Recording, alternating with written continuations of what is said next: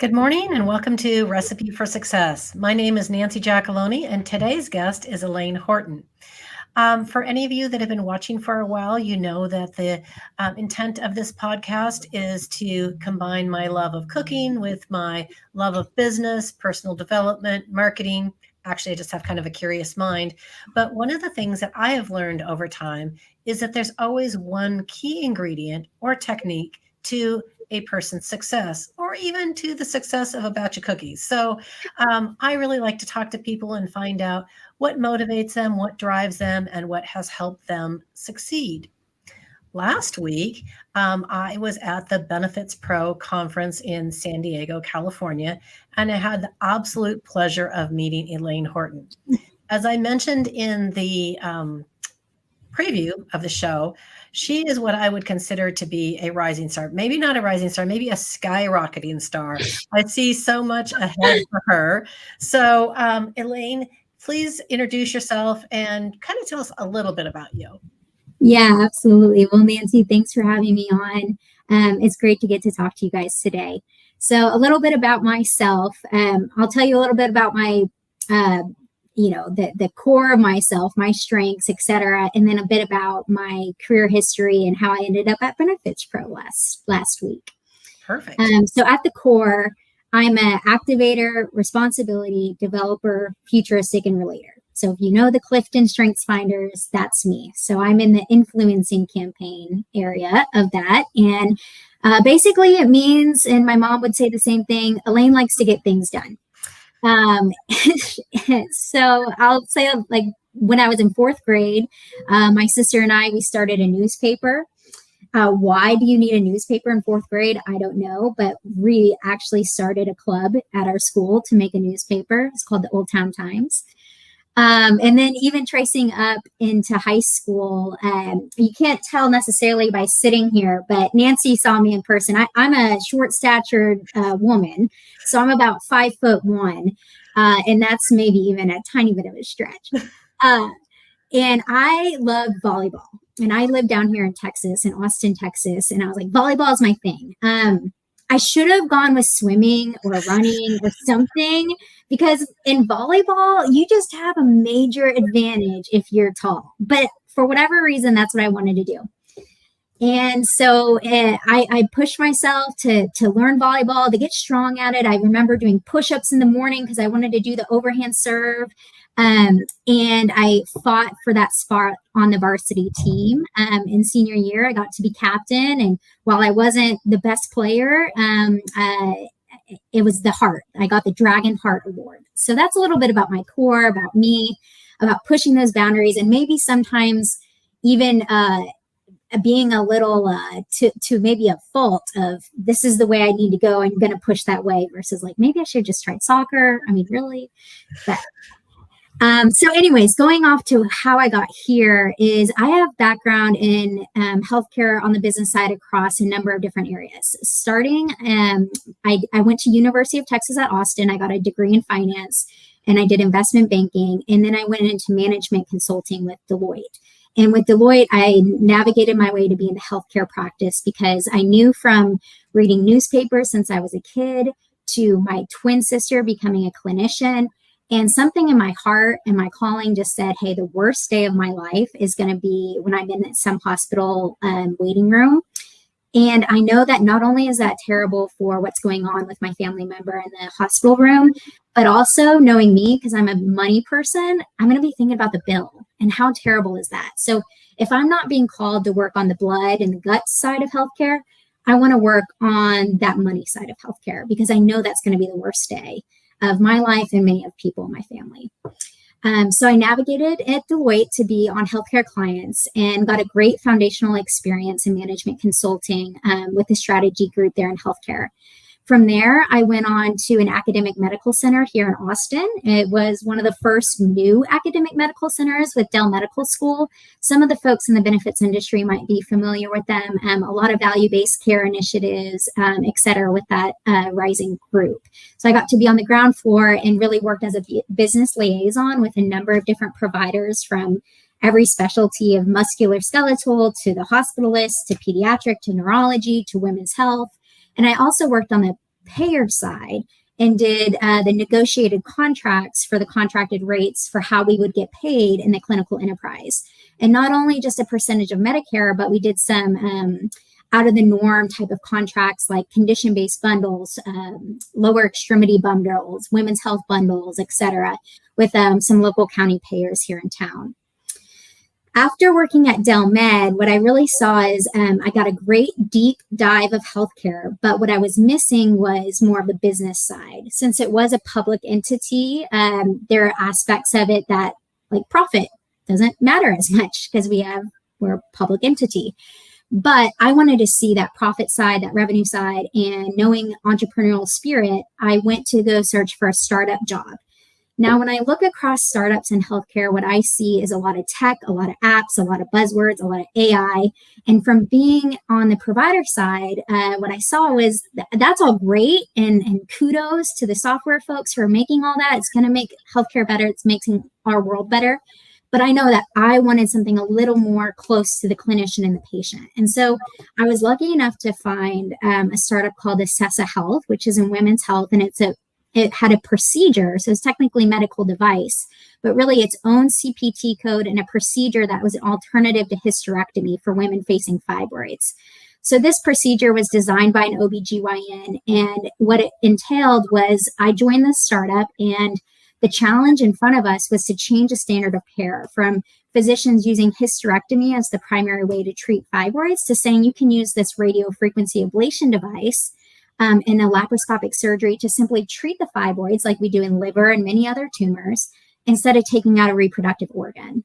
It's a laparoscopic surgery and patients can go home the same day and they get to keep their organs. That's amazing. And so that was what I've been doing for the past 3 years. And in that role as a startup, and Nancy, you know this as a business owner, you're doing a little bit of everything.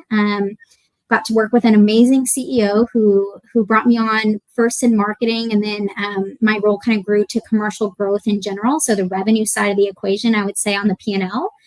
We had a sales team as well, direct in the OR. Many a days I'd pull on my scrubs and go into the OR. And we also did a consumer-driven campaign, so direct to provider and direct to consumer. And fast forward 2 years, and we got acquired by a public company. So I guess every startup's dream is to have a successful exit. And Hologic is the company that we joined through that acquisition. And I was asked to stay on and lead the product after some of our other leadership left from the startup, with this new huge company, 6,000 people, 220 reps across the nation, and bring that same passion and vision for women having more options and elevating a standard of care in a much bigger stage, a bigger arena. That's amazing. Well, you've answered about 3 of the questions I had, so that's all good. That's funny. Well, one of the things that I recently made the decision with this podcast was to really focus on strong women doing good things in whatever industry they choose to work in. And clearly, I think everybody can see that you definitely fit that category and are a go-getter. So before we talk about your decision to move into the benefits, I kind of want to talk about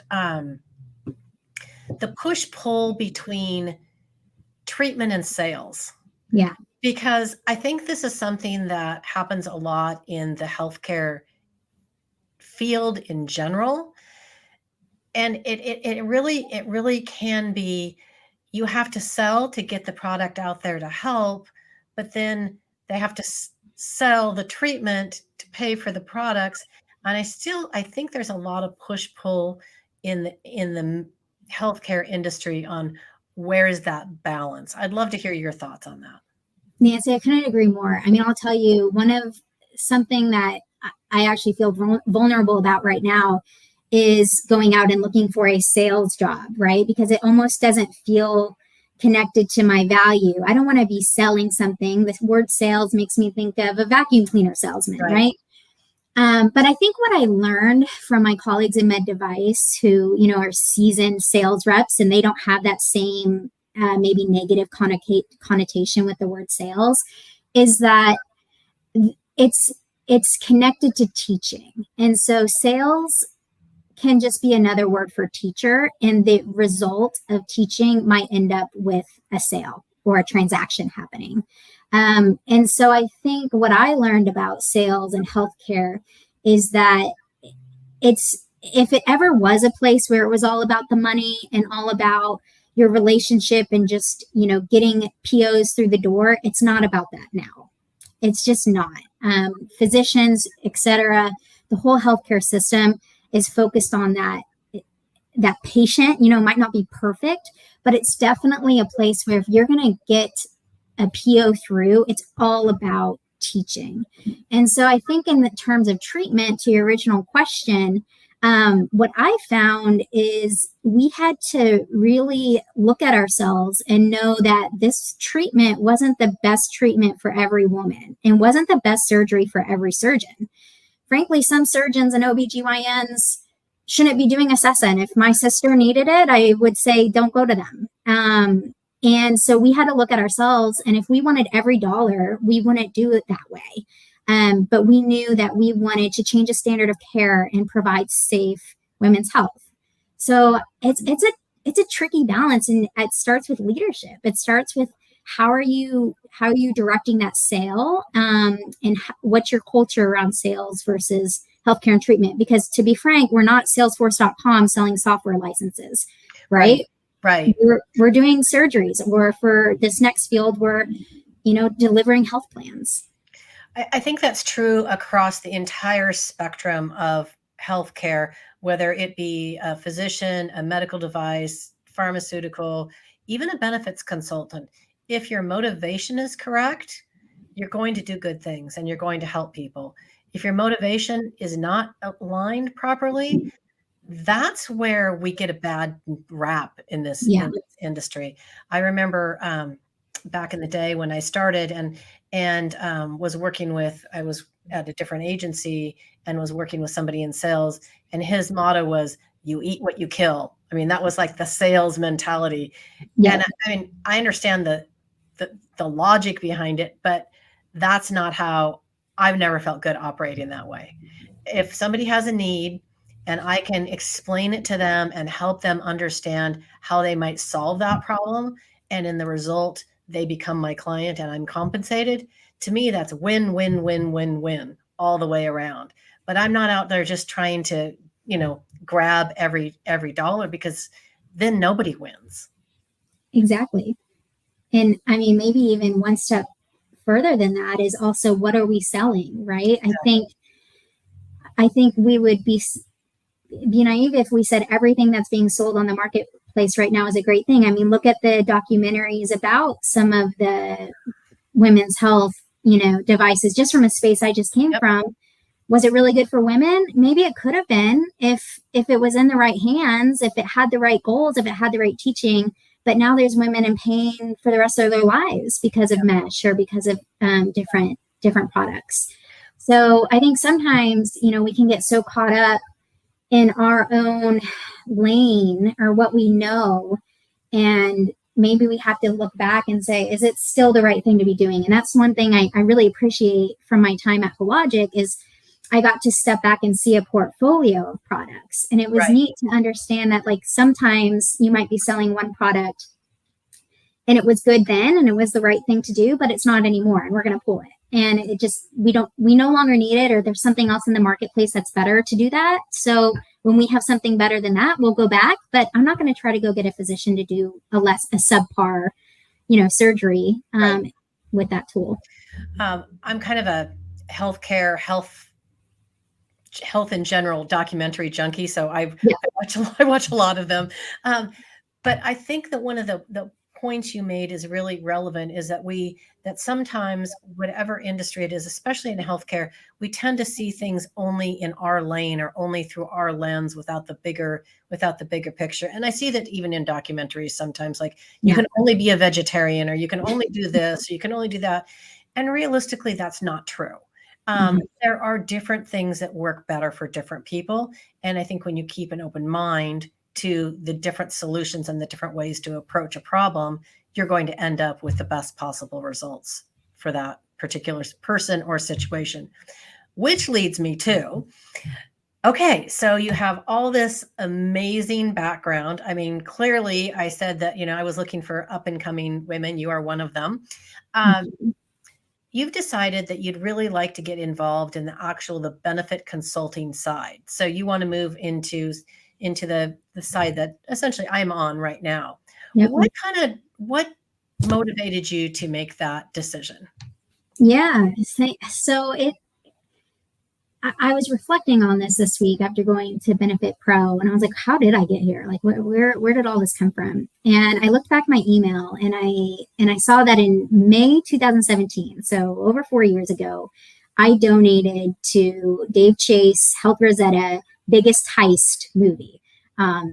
Speaking of documentaries, right? They're making a documentary about this heist of the healthcare, and I was just enthralled by this heist that's going on. Like, how do people not know about this? If we're so mad about sugar, Right, right. vegetarian, like, look at this. This is insane compared to any of those. And I was like, documentary, great idea. And I think I started following it since then. And I mean, I've been interested in healthcare before then, but really 2017 is when I was introduced to this. And as I followed people on LinkedIn, and I'm proud of the intentionality that I put into my professional development, probably starting around 2017, of like, if I'm going to be working, I want to be doing something that's impactful and I'm intellectually curious about, and then that's in the type of environment I want to be in. And that intellectually curious part is how I got connected to reading about Health Rosetta, meeting people on LinkedIn. And I think the piece that really stuck out about benefits consulting was the idea that this one role exists in between an employer who's spending an enormous amount of money on healthcare and the healthcare system. And this role in the middle, this consultant has a lot of power to be able to provide options to that employer and strategy expertise to make the healthcare decisions for all those people. And so I don't think, as the outside looking in, and I'm pretty deep in healthcare, I even knew that this job existed or was something that was something to be proud of. And I think the way that Dave Chase built Health Rosetta, and you and all the other folks who have been a part of building that, was a way for someone like me who was on the outside to see that, read the books, get excited, and say, yeah, this is a game-changing position, a role that frankly needs to be elevated as a role itself. I don't really like the term broker. I It don't either. seems, right? I'm like, I don't want that. But consultant, whatever you want to call it, change maker, like, this is something that you can come in and be. And as I saw that, so that's the impact part. And then two other quick parts would be the entrepreneurial spirit. So as I got to see it, I'm like, okay, that's an interesting job, but what does that look like as a job? Do you have to be in a huge company as just one after another? Because that's not really my style. I'm like a challenger. I don't always work all that great in those kind of environments. And I saw that, no, this is entrepreneurial. A lot of folks who are making big moves that, this Health Rosetta movement is speaking about are independent business owners. So you can be a top-notch consultant and have, Olympic crest your own business, versus when I was at Deloitte, frankly, I mean, the big four strategy consulting firms of some, smaller company, Elaine Horton Consulting, came to bid against Deloitte for a project. It just, it's not the same. But I think in this space, it's a different competitive model. And then the third one, so impact in healthcare business, and then just the scalability of this. So I'm a finance background. I think a lot of times women don't talk about money, so let's talk about money. Look, it's a way to be an entrepreneur, to start a business with pretty low capital intensive. Of course, you need your account management, you need to have your knowledge, but it's not like you need to build some crazy technology. You don't need to have a manufacturing plant. You need to bring expertise to the table. And then not only that, but at Deloitte Consulting, and I'm doing some consulting work right now in marketing, it's project based. But in this field, there's recurring revenue that comes from getting it done right and then building a scaling of a process. Mm-hmm. And so those things on the business side interest me and say, this is a solid business case to be in this field. Well, no, yes, all the points you made are perfect and accurate. And I can tell you, as someone who started my own business, I mean, I had very, very low capital investment. I had to buy a couple computers and a few other things and, get things up and running. But but you can scale as you go, which is a beautiful thing. I think the thing I like most about it personally is what I think the most underrated piece is truly the impact that you have on the employers and the members, because where else do they go? They don't know. It's overwhelming. The healthcare system is so confusing and so complicated. And even the way that we purchase it and access it is way too complicated, right down to when you go to schedule an appointment for a doctor's office visit. It should not be a rigorous interview before they even ask you what's wrong with you. The first thing they should do is say, how can I help you today? But they no longer do that. They're so concerned about what insurance company you have, who's financially responsible, et cetera, the names of your pets and the middle name of your second child, that they're going through all these screening questions. They forget to say, what's going on today? How can I help you? And I don't think that that's reflective of the providers themselves, but it's reflective of the system that has been built. And how do we break that down and get it back to what healthcare was supposed to be? How do we pay for it appropriately, take out all of this nonsense? And part of that, what I just described, that process that screener is going through, that's nonsense. It doesn't need to be there. It can be much smoother, and it can be much more relationship based and impactful to the entire system. And so that's why I stay in it. And that's why I think that it's so important that people like you enter into this system, because we can and will change this system. It's just going to take some time. Absolutely. So and I was just going to say, I mean, another aspect, that impact that really got me excited about this is like you said, the direct primary care, some of these options that are available now for folks to make healthcare a little easier, right? And to have that better care delivery. And as I was tracing it backward, like I'm a family, like how would I get this? It's still complicated. Like, I'm going to go get my own membership that my insurance that I'm already spending $900 a month doesn't cover. Yeah. And so what's neat about this role that you play, and that I hope to be playing soon, is you get to turn it to action. You get to turn it to actuality, not just great ideas with high value VC money valuations. Like, there's a ton of great ideas out there. I mean, Maven just hit a unicorn status, Exactly. But how do I get Maven?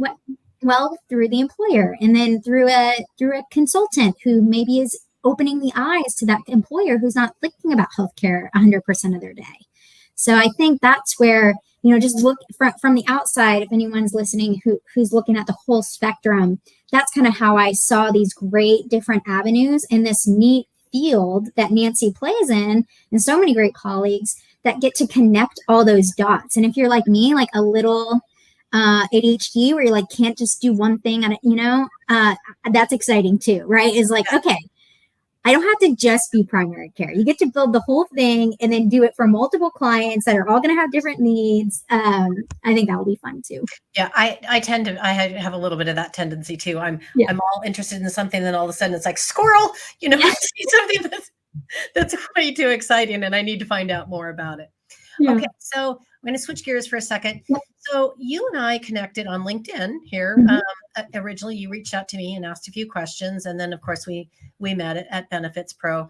So what has been your experience in this particular industry? Because you're just, very green, very brand new, just getting your toes in the water. What has been your experience as far as people being willing to provide mentorship opportunities, peer support, et cetera? How do you feel that's been for you?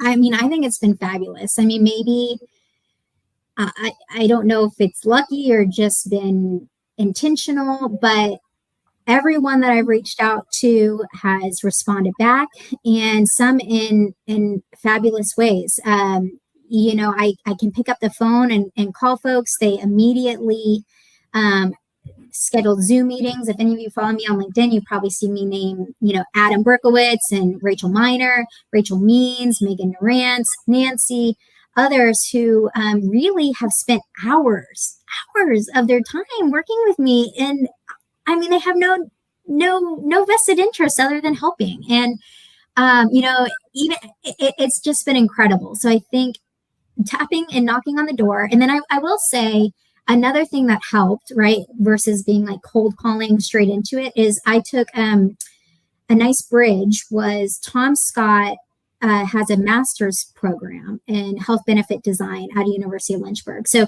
I think that paired with Health Rosetta kind of helped legitimize like what it is that we're doing and why it can be different than just this broker. And like, I don't know if I wanted to switch into that. And so I took those classes and I got to meet people and kind of have that easier LinkedIn conversation. Like, I'm in this master's program. Can you talk to me? And it made it a little less awkward. That's wonderful. Okay. So anybody watching, so Elaine has a sick little boy at home. So I was like, here he comes. If she's looking off camera, it's not because she's disinterested, but she does have somebody that she needs to take care of.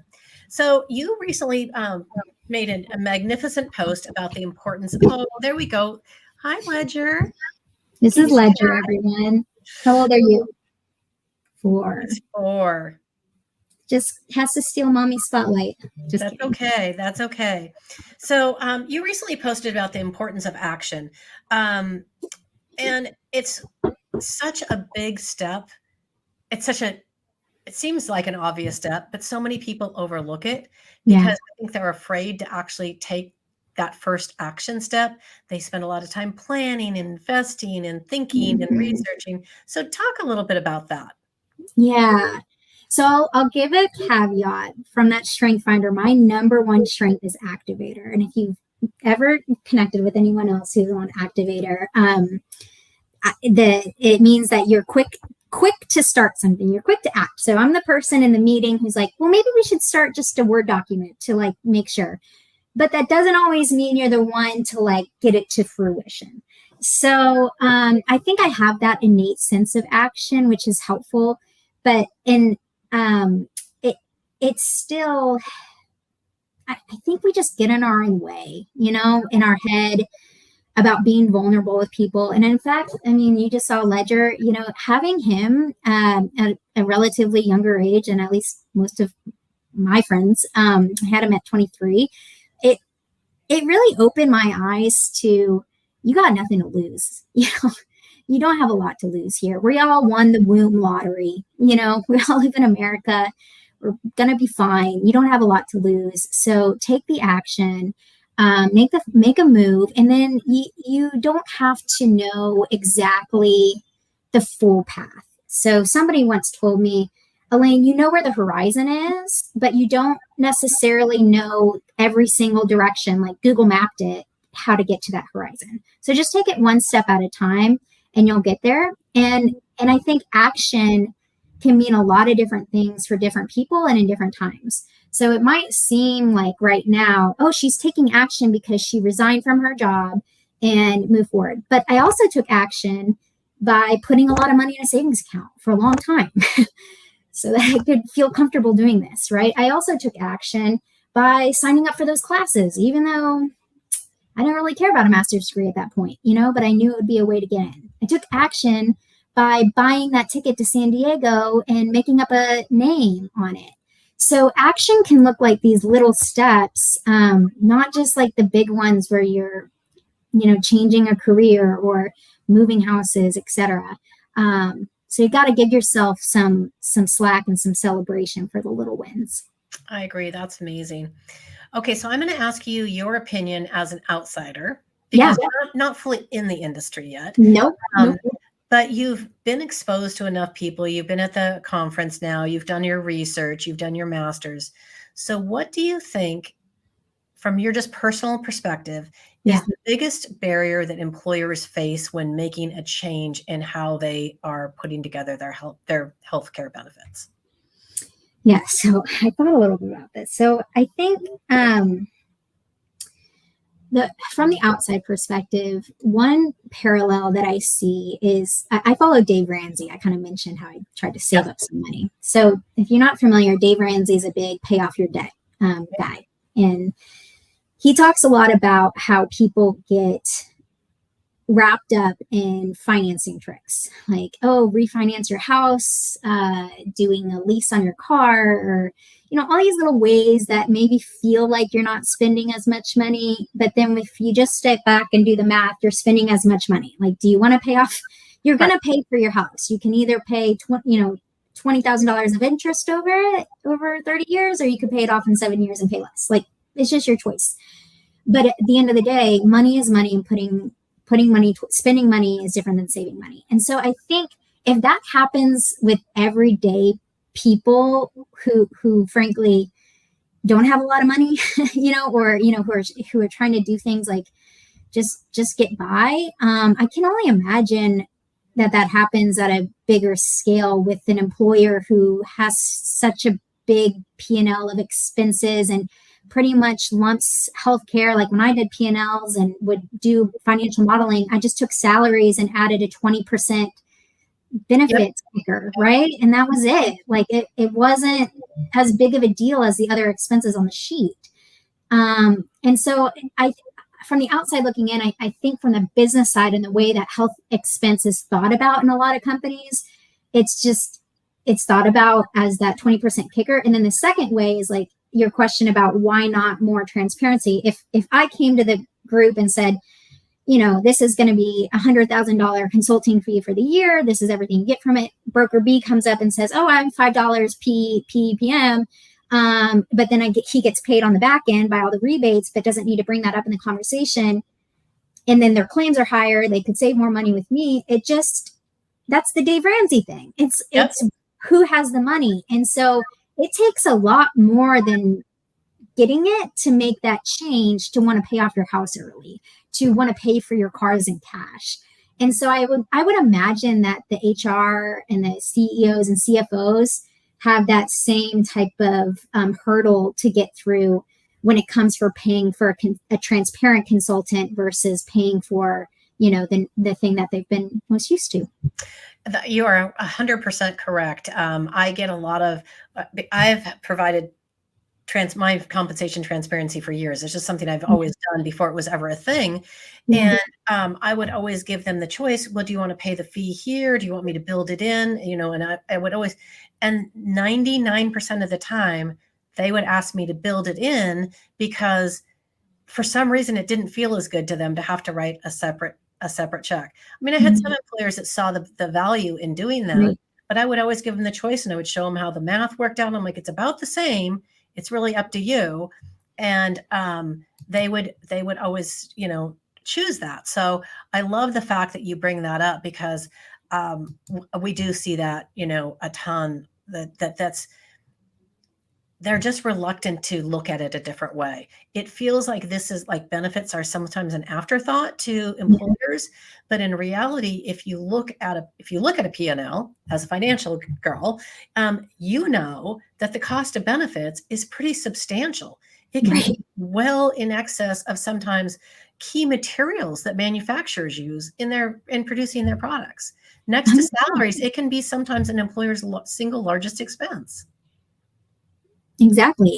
And what's exciting about this industry is you get to come in and own, be the strategic partner on a really big piece of the financial puzzle. I've spent time now more on the revenue side of the equation than the expense side of the equation. So that's a little interesting. And I get how, I think in most companies, the Kobe Bryants are the revenue side of the equation. Right.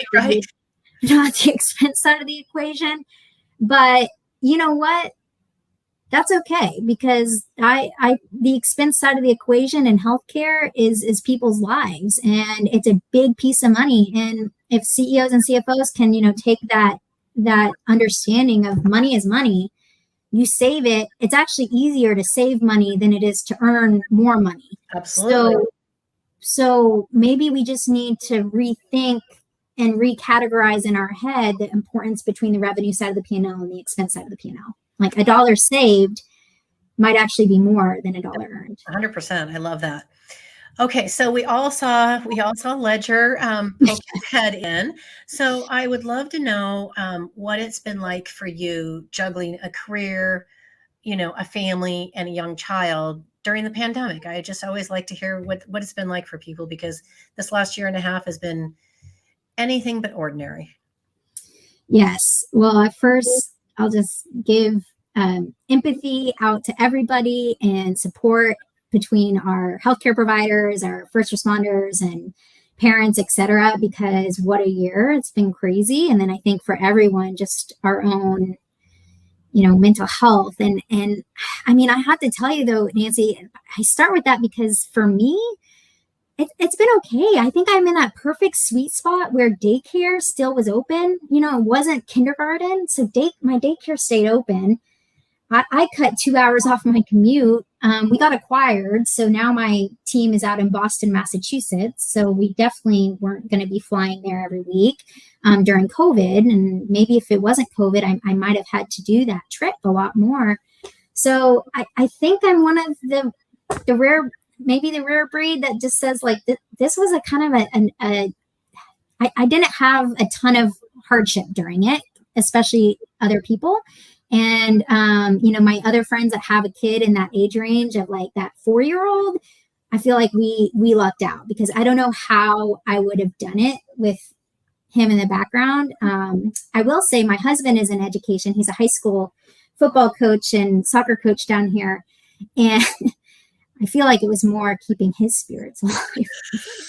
Yeah. Like, I mean, this is bad. Like, yeah. These kids are not showing up to class and it's just a waste. So I feel like I had to tap into being supportive and like not judgmental about how he uses technology because he's just not used to like doing meetings and Zoom and stuff in a new way. So well, that was our COVID experience. Let's face it, a football coach in Texas is pretty important. So if they're struggling, we know that's an issue. Okay, so last question before we move on to the little final section. Yeah. This is kind of a big one. So you're at a turning point in your career. You feel that you want to move into the benefits. What's your next step? Yeah. So I'm oh my gosh. I'm interviewing with folks and thinking about where I want to land in that. I know 100% I want to be transparent about my price. And I want to be in a spot where I can learn. I've thought about hanging my own shingle right away. And I think it's not a matter of if I could or anything. It's just what would be best for the clients. And I think what's best for the clients is someone who knows what they're doing a little bit and has support to fall on. And so that's where I'm at. I'm talking to folks. I've got some warm leads and applying. So if anyone out there has anything, I'd love to talk to you. Well, anyone that happens to be watching now or on a replay, don't let her get away. Don't let her get away. She is going to be magnificent. Okay, so now we're on to the fun part. So this is 5 burning questions. Everyone gets the first question no matter what. Yep. So are you ready? I am. I'm moving to my notes on it. Okay. So just a FYI, Kimberly Langford is watching. She just said boom to you that you should definitely, you are a prize. So they're fighting over you. Thank you, Kimberly. Okay. So what is your absolute favorite food in the world and can you cook it? Pizza. I can, but I'd rather just buy it. Okay. So you were definitely on the pizza vote when I did my poll. Yeah. Okay. Got it. All right. So, what is the one character trait that you admire most in other people and why? So it's actually discipline or being regimented. So I'd say I'm focused, I'm driven, I'm action, but I'm not. I could show you my desk right now. Like I can operate kind of in like a little bit of a mess. I don't know, whatever you want to call it. Like I don't have to have my pencil straight, but I love people who have to have their pencil straight. It's so calming. It's so nice. And like, I just love when people like keep their pencils straight and they wake up at the same time every day. And like, I'm a runner. I run, and train, but I don't train at the exact same time every day. And I've even thought, Nancy, like, man, if just the world just totally turned and I had to do something totally different, or my life was looked totally different, I'd consider like army or military, because I think if I had someone telling me what to do every single second of the day, I would just be like, cool, great, let's go. Like this is fun to be so disciplined and regimented. But I admire that when people have that innate sense in themselves. Like, I'll get it done, but not as organized maybe, or as regimented as some people will. So I guess if I were to buy you a candle, it would be like discipline scent or regimented scent. I guess. I mean, like, it's not that. I just admire that in other people. Like, right. When I see it, I'm like, dang, that is a strength, and I think that is a very cool strength to have, to be built that way. I love that. Okay, so now you get to flip the mirror on yourself. Yes. What is the character trait or quality you are most proud of, and why? I think it's that mix of the developer and relator in me, which is about other people and how much joy I get from working with a small but strong group, and like those roots. I like that about myself, and to your point about what are you proud of in that, is something that I've grown towards, is trying to increase the time between stimulus and response. So like something happens, and then how are you going to respond? And I'm proud of increasing that time. And the reason is not because of the response and how it affects me, but how it affects other people. Right. And how your response is going to make someone else feel, or what they're going to think. That's all related to being, I care about a small group of people. I want them to do well, relator and developer. And I'm proud of how do I get better at those two things, are increasing that time between stimulus and response. I love that. That's an excellent quality to be proud of. And then it's an excellent answer. Okay. So if you could change one thing, anything in the world, what would it be? Okay, so I didn't take this from the session we were at Benefits Pro, but at least in the United States, term limits. Like when he said that, I was like, yes, like, so yes, like, come on. And maybe that would change a lot of things in the world. And then as far as the world, it breaks my heart what some parents have to go through to see their kids, I won't even go into it, but you know what I mean? And as I read and looked and researched, if I had to pick one thing for my little tiny sliver point of view on what all the problems of poverty are out there, sanitation, could really start to make a big difference, is better sanitation options in those third world countries. I love it. Okay. What's your secret talent, or something people would be surprised to learn about you? Well, Ledger just jumped on something. Okay. Ledger, stop. Secret talent is, I guess I have to be a doctor and a mom over here. So.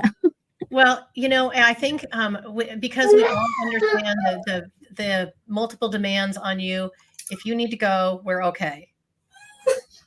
Here, Ledger, can you have this lollipop? Thank you so much for your time.